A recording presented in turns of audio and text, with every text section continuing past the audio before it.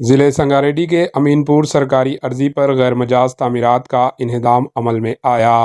امین پور کے survey number 993 کے تحت سرکاری عرضی پر غیر مجاز تعمیرات کی گئی تھی، جنہیں محکمہ ریونیو کے عہدیداروں کی نگرانی اور بھاری پولیس کی موجودگی میں غیر مجاز تعمیرات کو بلڈوزر کارروائی کرتے ہوئے انہیں گرا دیا گیا۔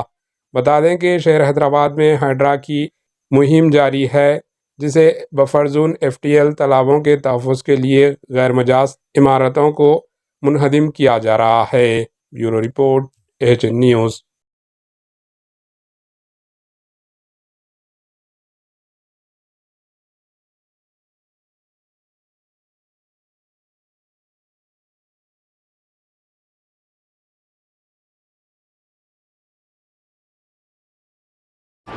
AHN نیوز کو لائک کریں، شیئر کریں اور سبسکرائب کرنا نہ بھولیں۔